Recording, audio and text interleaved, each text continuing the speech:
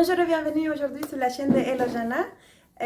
J'espère que vous allez bien. Merci, je vais bien. Aujourd'hui, on va parler des semences, des variétés de semences. Et je trouve que c'est important de mettre le doigt là-dedans parce que vous savez que notre santé passe par l'alimentation. Donc, on va juste définir les semences, les variétés. Donc, nous avons sur le marché, dans les sachets, on trouve souvent les hybrides, les F1, les graines paysans, les graines population, les graines ligne pure, etc.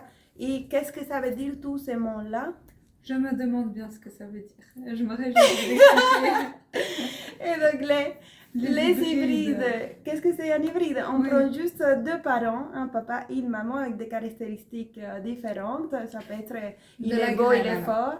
C'est de la graine. Oui, on parle de la graine, mais c'est aussi hybridation à niveau, si on peut le prendre. Oui. Et on prend juste une graine avec une résistance, je sais pas, à la pluie, une résistance à la sécheresse, et on va prendre ces caractéristiques-là, on va l'associer ensemble et on va faire une pollinisation qui va donner une petite semis. Et cette semis, ça va faire une hybride de première génération. Ensuite, on a 2, 3, 4 jusqu'à 15. Ok. Et générations différentes.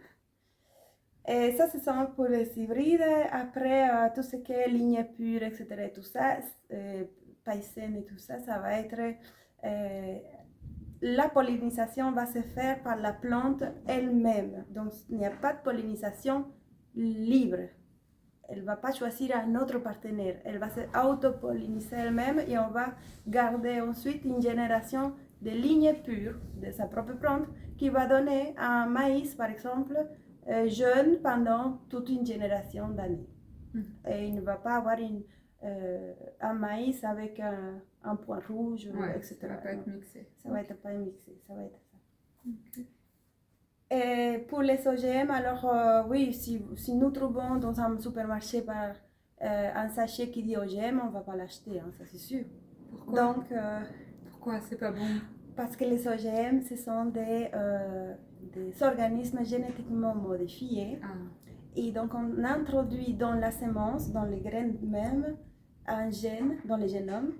Et on va introduire la bactérie pour qu'elle soit résistante à la maladie, ou un insecticide ou un fongicide pour aussi supporter, quand nous trouvons un champ de maïs, mettons champ de maïs, il y a des mauvaises herbes, et ben on va mettre des fongicides, pesticides, etc.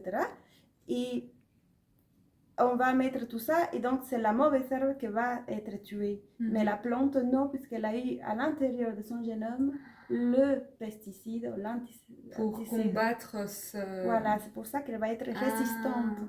Ah oui, c'est pas bon. Mais du coup, elle reste dans l'ADN, donc nous mangeons ça. Nous mangeons cette bactérie et ce gène est vivant. Donc nous ne savons pas ce qu'il y a. Que le poisson, nous mangeons poisson. Ça, ce sont les OGM. Tu parlais avant des OGM. Est-ce qu'il y a plusieurs types d'OGM qu'on doit faire attention? Oui, effectivement. Et nous avons les OGM rouges et verts. Donc les verts, c'est tout ce qui concerne le monde végétal. Donc ça va être les arbres fruitiers, pour les pépinières. Okay. Ça va être comme nous trouvons les truffes et des choses comme ça, qu'on va faire des petits mélanges. Nous avons les OGM verts et les OGM rouges. Du coup, ça va être tout ce qui est cosmétique, tout ce qui est aussi ménager, produits ménagers. Parce que là, du coup, on va introduire d'autres produits chimiques dedans. Et tout ce qui est alimentation animale. Ça, c'est tout ce qui concerne notre alimentation et animale et produits ménagers. Même, il y a aussi en pharmacie, beaucoup de choses aussi. Ça va être OGM rouge. Ok. Que je pense que certains pays, ils ont autorisé les OGM d'importation. Ah oui. Et voilà, les verts, ça va être... Mais ce n'est pas marqué, donc c'est très difficile de reconnaître des semences avec des OGM, c'est très compliqué. Mais nous avons quelques marques qui monopolise tout. Hein. Nous avons 5, 6... qu'on connaît les noms. Qu'on connaît, Monsanto, oui. Oui, et du coup, Monsanto n'est plus répertorié puisque c'est Bayer qui a acheté la marque Monsanto. Donc, on n'a plus le droit de dire Monsanto, mais c'est Bayer plutôt. Balmorin. Et on ne veut pas dénoncer ici, ce n'est pas le but, hein, mais faites attention quand même quand vous allez au supermarché, vous allez prendre des semences parce que ce n'est pas marqué OGM nulle part. Même dans la nourriture, hein, on ne sait pas où c'est. Il y a certaines petites choses que nous pouvons savoir s'il y a de l'OGM ou pas. Des petites étoiles qui vont dire, les petites étoiles sur les ingrédients, ils sont obligés de mettre. Il y a un pourcentage de 0,9, ils ne sont pas obligés même pas de répondre au téléphone. Pour en discuter, ouais. Pour en discuter. Ça, ils ont le droit de le mettre. Ils doivent le mettre s'il y a plus de 0,9, ils sont obligés de le marquer qu'il y a OGM dedans. Alors, il y a aussi des noms de OGM. Par exemple, souvent on trouve 100 OGM. On n'a pas le droit de faire ça, mais pourtant ils le font et ça, je comprends pas pourquoi, mais bon, c'est pas grave. C'est pas notre problème. En tout cas, éviter, quoi.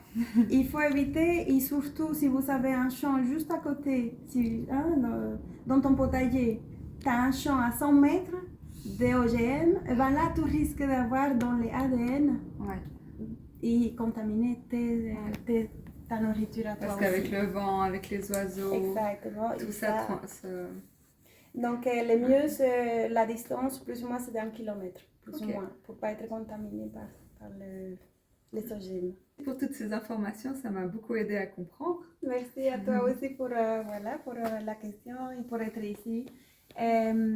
Maintenant, si vous avez envie de connaître plus, on a fait une petite interview à 2 personnes qui ont eu la gentillesse de nous expliquer ce que c'est et approfondir un petit peu plus le sujet. Bon, maintenant, on va présenter les 2 interviews de Hervé Jacobs. Et n'hésitez pas pour les deux interviews, n'hésitez pas à interagir avec nous, à écrire là en bas les commentaires parce que je ferai une récompilation et je vais les transmettre. Nous allons bientôt refaire une autre interview et là vous allez avoir toutes les réponses à vos questions. Donc, mille merci pour regarder, continuez, il y a de la matière et grand merci, bon jardinage à tous. Merci beaucoup. Merci Nadine. Nadine. Et Jean-Philippe avec nous, voilà.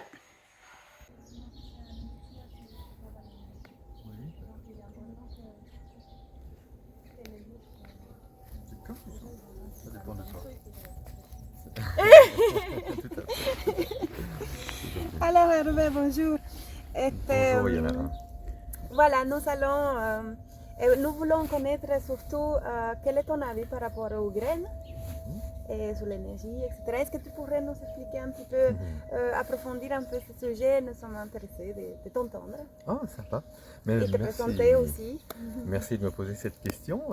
C'est vrai que, mu par le désir de vouloir comprendre, de vouloir peut-être déceler ce que la nature a à nous apprendre, c'est vrai que la semence est en fait un thème extrêmement important puisque c'est ce qui génère la vie d'une certaine manière. Il y a le mot génétique qui est d'ailleurs dedans aussi et qui en fait nous amène vers, je dirais presque l'essence de la jonction entre la vie matérielle d'une part et la vie énergétique d'autre part. Donc on ne peut pas être plus concret, on peut vraiment dire que l'essence de la vie se situe en condensé, je dirais, dans la semence.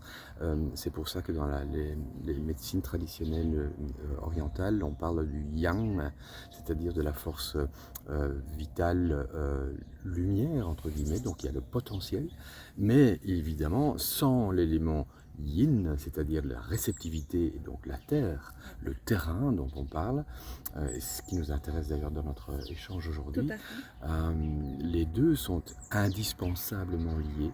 La qualité de l'un et la qualité de l'autre donnent un résultat. Alors, ça c'est pour commencer en matière. à fait. Si on prend le principe de la semence en fait, c'est ce qu'on appelle en ésotérie le potentiel de la vie. Donc en fait, la semence contient déjà la forme, j'allais dire, définitive, qui est comprise dans le principe, littéralement, de la semence. Un exemple, le gland peut être, dans le gland se trouve déjà le chêne dans sa magnificence maximale. Donc le potentiel de cette vie-là est comprise dans le gland. Ça ne veut pas dire qu'il est déjà le chêne, non, le potentiel est là. Et tous les éléments extérieurs vont contribuer ou non à sa croissance. Donc il est évidemment important, si on veut faire par exemple de la permaculture, ou du moins qu'on a la nature à cœur, de vraiment valoriser et d'avoir le respect, je dirais, de ce qui au départ génère la vie. Ça, voilà, j'espère que ça répond un peu à ta question au niveau Parce des que comme on parle des semences, on parle aussi évidemment de la santé et de l'alimentation qui est primordiale pour nous. Donc, qu'est-ce que tu penses de tout ça avec OGM? Est-ce que tu as envie de parler un petit peu de ça aussi? Tout à fait.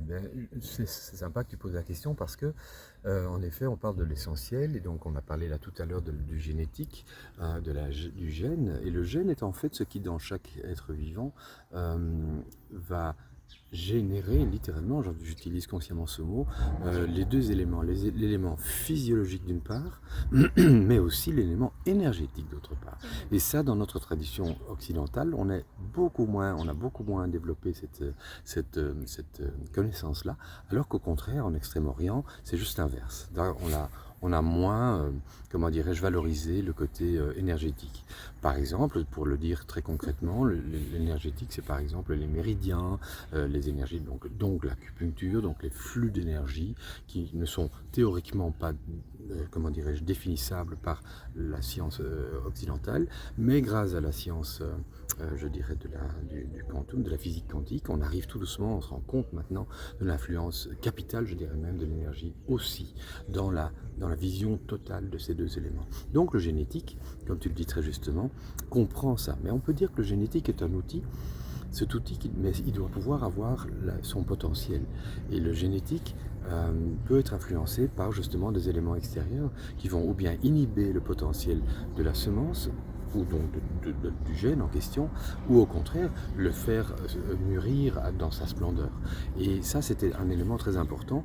Malheureusement, dans le côté réducteur de la science aujourd'hui, qui a des atouts, attention, soyons très concrets, je ne veux pas noircir cela, mais le fait de réduire notre champ de vision permet d'aller peut-être plus en profondeur à un certain niveau, mais par contre exclut des parties extrêmement importantes de la vue totale.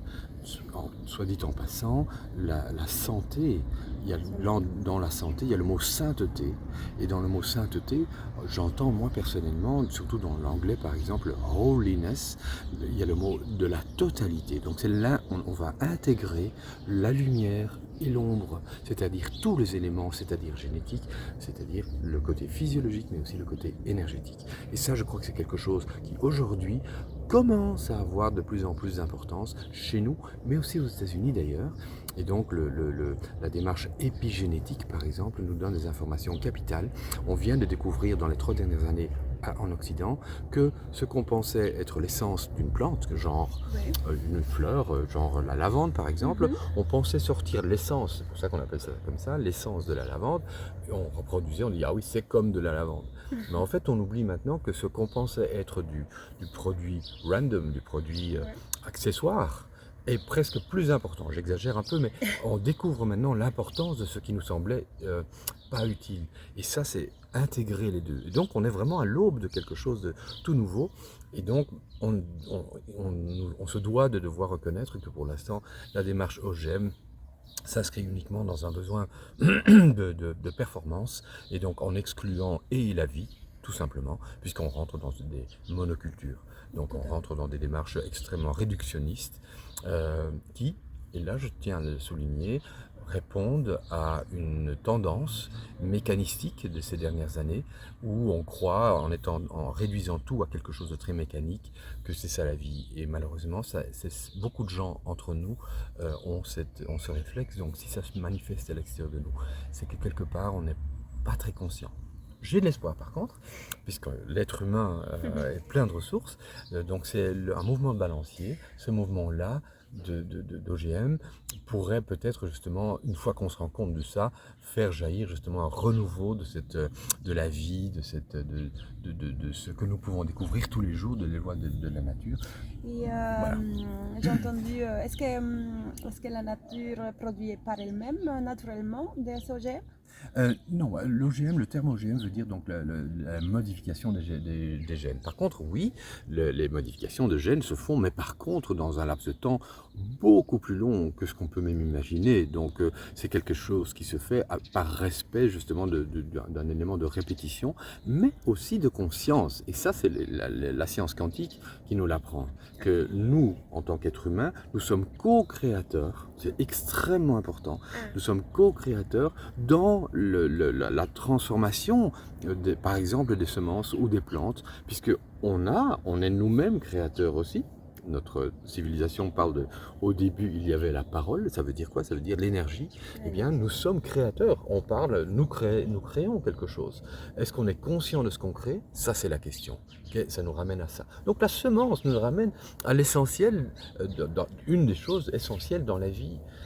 Et donc, ça peut nous ramener à notre questionnement intérieur. Et moi, ça me passionne, je vous l'avoue vraiment.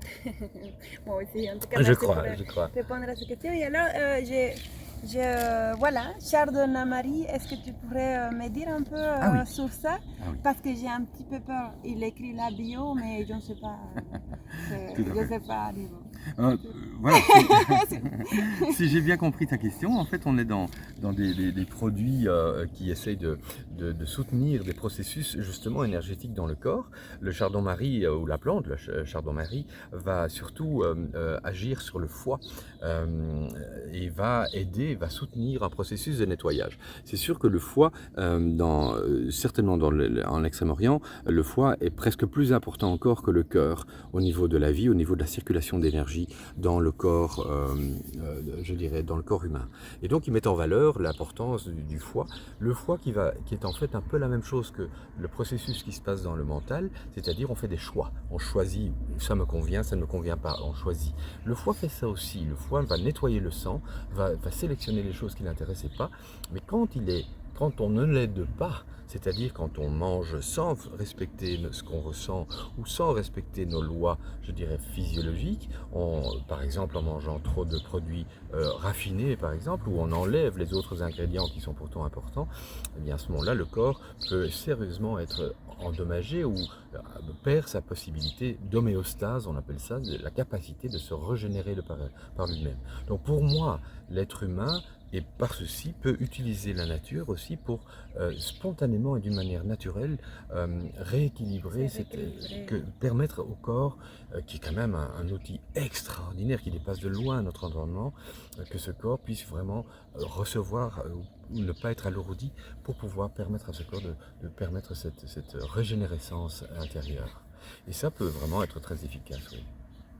Quand parce que maintenant, on se dit, si tu prenais la terre, donc mettre les mains sur la terre, souvent on se dit, c'est très sain, ça enlève tous les stress, et beaucoup de gens ils font ça, mettre les mains. Mais si tu prenais cette terre et tu le mettais dans disons dans les cadres énergétiques, qu'est-ce qui représente la terre par rapport aussi énergétiquement parlant, comme ça?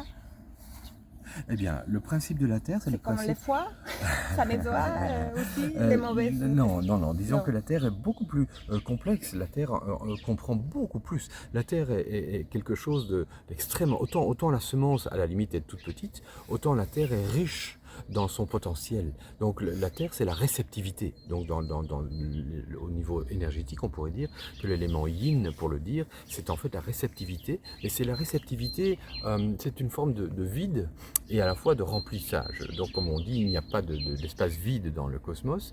Eh bien, la terre est dans la réceptivité du potentiel. Ça, c'est en fait, ça nous ramène à la chose, la semence, quand elle est associée à cette réceptivité, ou, je vais le dire autrement, si la réceptivité est prête à recevoir la semence, soyons clairs que ça doit venir des deux côtés, ce n'est pas juste d'un côté, mais cette réceptivité, la qualité de cette réceptivité, donc la conscience, est très importante aussi. Donc la manière dont on va travailler la terre, pour le dire de manière très concrète, si on parle de nos potagers, la manière du respect avec lequel on va agir, qui va nous donner aussi la possibilité même de trancher, d'avoir la capacité de couper aussi, de nettoyer, mais de permettre à ce que la vie puisse se développer, d'avoir ce respect-là, d'avoir ce respect, cette humilité, je dirais. Dans le mot humilité, il y a le mot humus, qui veut dire la terre.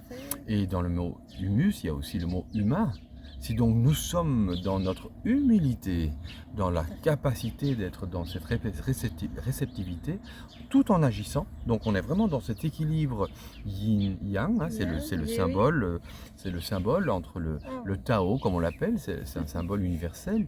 Eh bien, si on est dans cette dynamique-là, cette dynamique de cette mouvance où on passe du yin au yang et on permet ce mariage à la limite des deux, ben on est au cœur de notre potager avec ça. Donc mettre les mains dans la terre, c'est vraiment rentrer dans la terre, c'est-à-dire rentrer dans la vie quelque part. On oublie souvent, parfois dans notre rapidité, on voit en été les fleurs jaillir de partout et on croit que ça c'est la vie. Mais en fait la vie elle se prépare quand ? En hiver, dans le froid. Le froid qui justement ramène tout vers l'essentiel. Donc c'est vraiment dans la noirceur, on pourrait le dire dans le ventre de la mer, que la semence peut grandir pendant 9 mois. Donc cette noirceur n'est pas du tout quelque chose à rejeter, bien au contraire, elle est porteur de vie, mais autrement que ce qu'on s'imagine quand on est dans le court terme, quand on voit les choses hors du contexte. Voilà. Pour moi, ça c'est vraiment la quintessence, littéralement, de cette réunion, de ce mariage alchimique, on pourrait presque le dire. Je sais que je vais un peu vite, ce sont des principes, mais voilà, ça vaut la peine de le développer si tu le désires un jour. Hervé, est-ce que tu pourrais nous rappeler quelle est ta passion, quel est ton domaine en fait Ah oui, d'accord. Comme ça, on te rappelle. Tout à fait. Ben, moi, depuis que je suis petit, c'est sûr que la résonance avec la nature m'a vraiment permis de rentrer dans un ressenti. Et donc, oui, ça a fait jaillir une curiosité. Alors, c'est ce que je souhaite à nous tous, mais c'est quelque chose qui me caractérise certainement, c'est la curiosité. J'ai envie de comprendre, mais plus que ça encore, j'ai envie de rentrer dans l'échange qui permet de comprendre et de voir les transformations qui se font par la compréhension, par la valorisation des échanges à la fois individuels mais surtout aussi avec d'autres. Et là la nature de nouveau nous le montre, c'est cette multiplicité qui nous entoure, qui nous lève le voile sur le mystère, mais qui au contraire ne fait qu'encore augmenter le mystère qu'est la vie. Et ça c'est ce qui me passionne. Donc oui, surtout dans tous les aspects. Tu m'avais parlé d'une machine, tu utilises une machine, comment cette histoire? En fait, oui.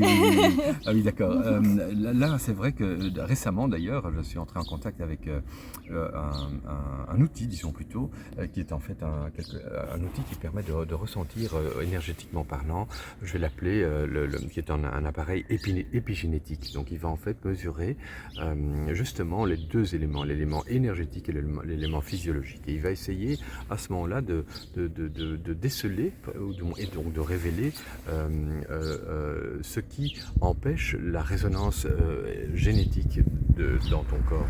Et il ne va donc pas te donner un élément, je dirais, symptomatique de quelque chose qui n'irait pas.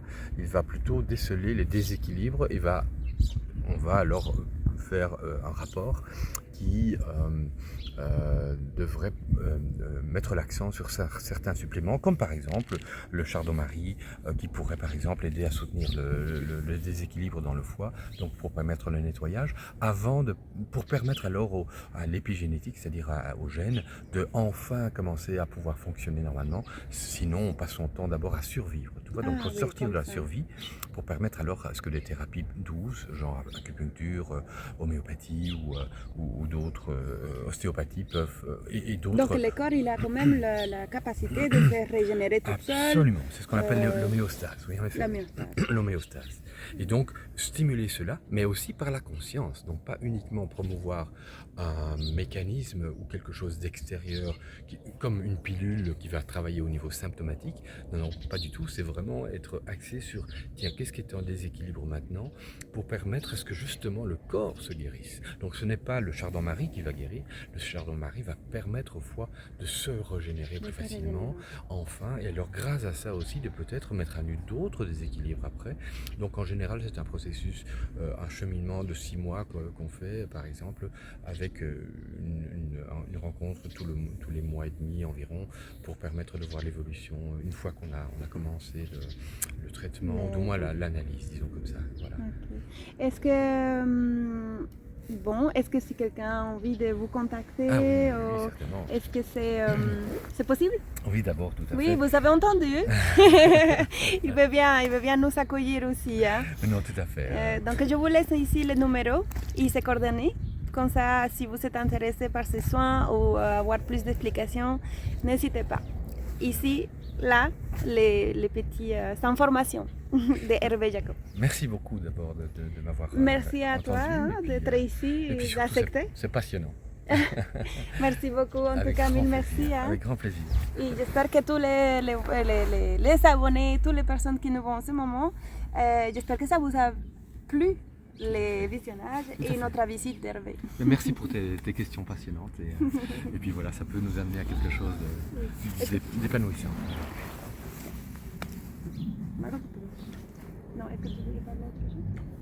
Donc, bienvenue à Jean-Philippe. Nous allons maintenant passer à l'interview de Jean-Philippe. Écoutons-le. Donc désolé, il y a quelques petits bruits à ce niveau-là parce que c'était à l'extérieur, il y avait beaucoup de bruit, etc. On n'a pas pu le faire dans un endroit au calme et j'espère que vous pouvez néanmoins entendre parfaitement bien. Et s'il y a des petites choses, effectivement, désolé. Voilà. Donc, bienvenue à Jean-Philippe. Nous allons écouter.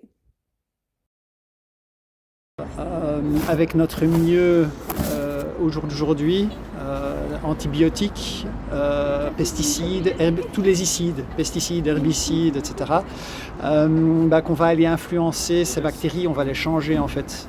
Et tout ce microbiote qui va faire des allers-retours entre l'extérieur de la cellule et l'intérieur de la cellule va faire en sorte que les gènes vont s'exprimer de manière différente.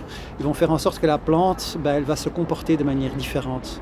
Et donc on peut très clairement remarquer une même graine, enfin pas une même graine, si on a 2 graines de la même variété, puis qu'on va les planter dans un environnement différent, en fait c'est ces bactéries qui vont faire des allers-retours, qui vont déjà contribuer à une expression différente de la plante.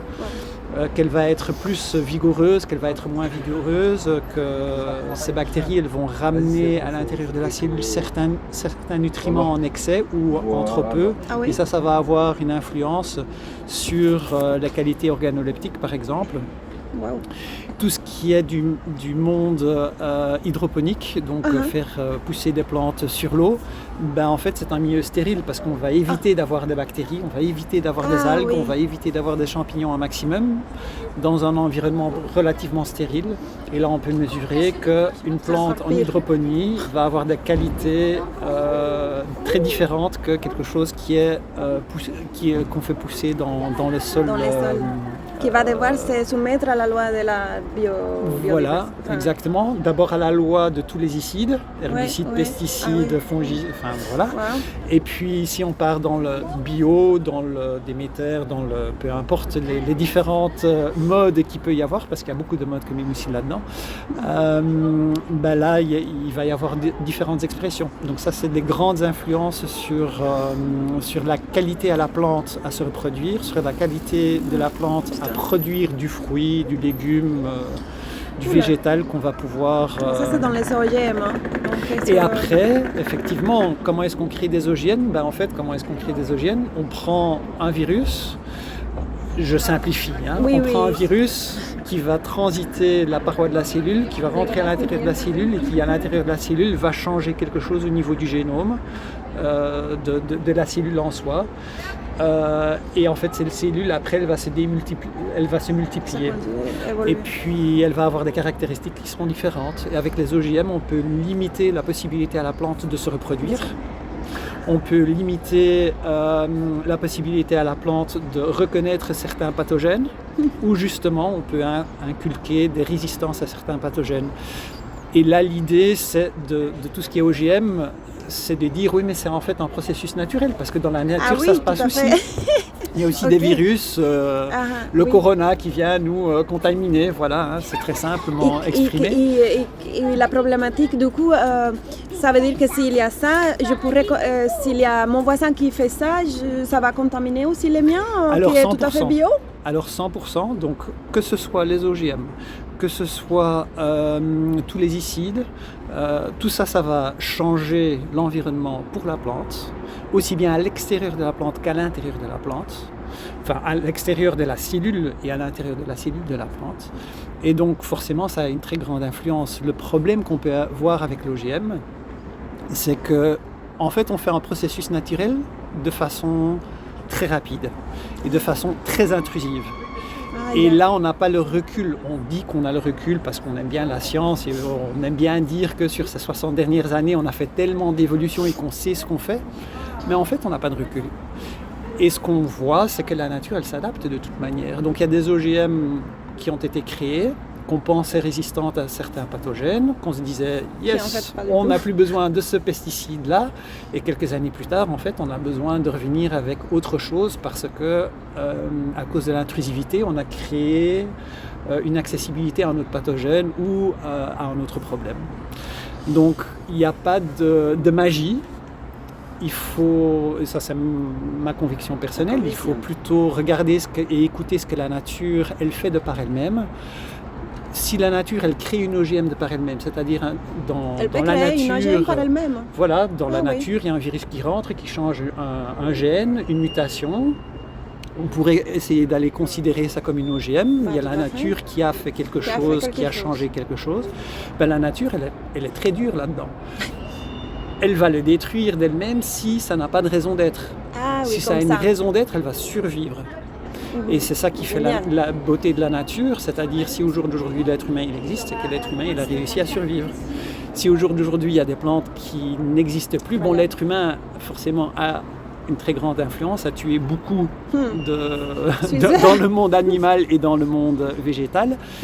Et Jean-Philippe, alors tu as un bon, comment on dit ça, un bon de semences chez toi? J'ai une petite collection privée. Voilà, une petite collection privée chez moi. Et comment est-ce que tu arrives à sélectionner, à voir de où tu sors tes graines? Comment tu arrives à voir Alors ça c'est très difficile en Europe, c'est pas du tout un monopole. Déjà le monopole, je suis archi contre en tout ce qui est graines. Elles appartiennent à la nature et pourvu qu'elles puissent être distribuées un maximum pour que les graines elles puissent s'adapter dans d'autres environnements et continuer à créer des nouvelles formes, des nouvelles diversités. Et comment est-ce que tu fais la sélection? Comment est-ce que tu arrives à pas en avoir des OGM? Si quelqu'un te donne des graines, est-ce que tu sais Alors déjà au jour d'aujourd'hui, on ne sait pas. On ne sait pas quand on est comme moi-même un amateur, parce qu'on va s'approvisionner dans des banques un petit peu à droite à gauche, chez des amateurs confrères, on va dire. Ben oui. Et puis on sait pas si à côté il n'y avait pas quelqu'un qui était occupé avec une OGM. Maintenant, les OGM, elles sont quand même relativement restreintes dans le monde de la pomme de terre, dans le monde du blé, dans le monde du maïs. Tout à fait. En Europe, on essaye de veiller à ce qu'ils ne soient pas présents dans nos environnements plutôt, mais ça ne veut pas dire pour autant qu'il y a des graines après qui viennent d'ailleurs où c'est possible, qui viennent intégrer nos banques d'amateurs d'une manière ou d'une autre et puis qui commencent à se croiser. Voilà, il y a des influences. Merci beaucoup. Et dis-moi, quelle est la différence entre hybride et F1, hybride F1, hybride? Alors le mot hybride, il est utilisé à tort et à raison. En fait, l'hybridisation, c'est quelque chose de tout à fait naturel. La nature, elle le fait de par elle-même déjà. L'hybridation, en fait, on pourrait aller les définir comme l'être humain qui vient un petit peu aider la nature et qui va plutôt sélectionner 2 parents pour faire un petit, et puis l'être humain qui va en fait aller influencer ce processus. Ça, c'est le processus de sélection et d'hybridisation, c'est-à-dire de prendre le pollen, de prendre 2 fleurs et de faire le croisement en quelque sorte plutôt que de le laisser faire par la nature naturellement. Voilà. Donc il se fait de manière tout à fait naturelle. C'est comme ça qu'au départ, il y a tellement de variétés de pommes qui se sont créées. Avant que l'être humain il a commencé lui-même à croiser, il n'y avait jamais 2 variétés identiques, parce qu'il y avait toujours 2 parents différents. Donc l'enfant, qui devenait aussi un pommier, était aussi différent. Et c'est au fur et à mesure du temps qu'on est allé sélectionner, qu'on est allé purifier, si je peux le dire comme ça, certaines variétés. Et c'est dans ce processus de purification après qu'on est allé définir des F1, F2, F3. Et les F, en fait, c'est des générations. Ce sont des générations. Voilà. Ok, ça va. C'est des générations dans lesquelles on est allé déterminer, on est allé voir que ça ressemble suffisamment à ce qu'on veut. Ok, donc si je me retrouve avec... F1 et oui. Donc la première année je vais avoir une très bonne production, non? Si on garde les graines dans F1, il y a de très grandes probabilités que l'année qui suit, enfin la graine de ce F1, que l'année qui suit on va en refaire des plantes, que ce sera tout autre chose. Il y a de très fortes probabilités. Maintenant le commerce de la graine, c'est un commerce intelligent. Ah oui. C'est du business. Ah oui, oui, donc il y a beaucoup de sachets sur lesquels on met F1, mais qui en fait ne sont pas du tout des F. Qui sont des variétés stables, qui sont moins chères à produire, et puis qu'on va mettre sur le baquet F1 pour que les gens n'essayent pas de récupérer les graines. Ah ok, comme ça se passe comme ça. Donc, et on peut aussi avoir des OGM là-dedans alors, dans les F1 pas du tout. Alors en Europe, en théorie, non.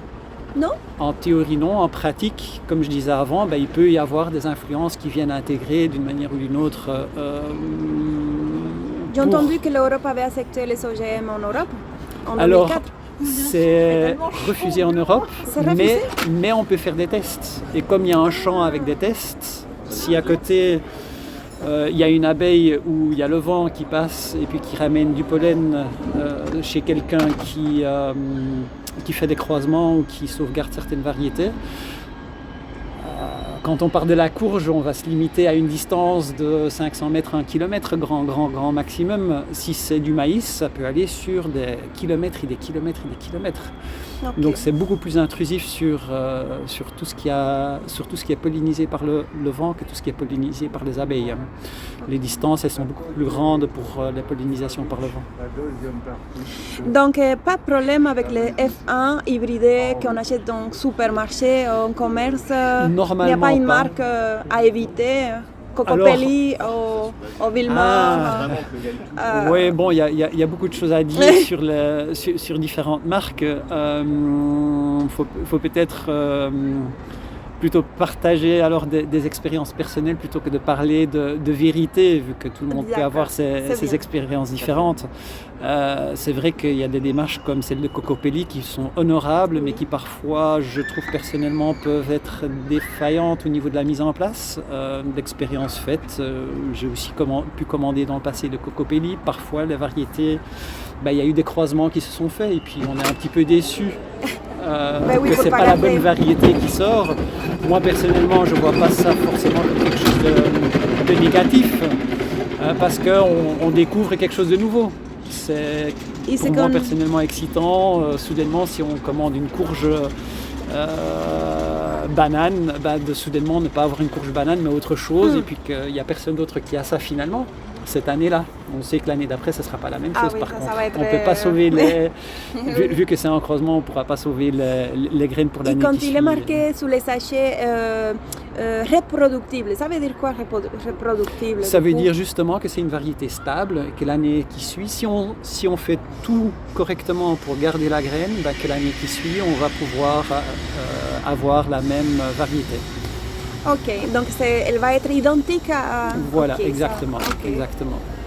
Bon, et qu'est-ce que tu pourrais le dire aux gens dans les potagers qui ont envie quand même de faire des choses, de garder ses graines, de pouvoir éviter de bien s'informer déjà au départ, parce que si on a 2 variétés de courges, il faut déjà se professionnaliser un petit peu, il faut aller fermer les fleurs, garder les fleurs fermées, faire la pollinisation manuellement.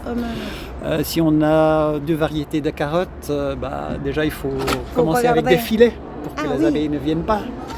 Et quoi, ils s'autopollinisent du coup les carottes? Voilà, exactement. Merci. Merci beaucoup pour participer. On viendra quand même te visiter chez toi, en fait. Merci.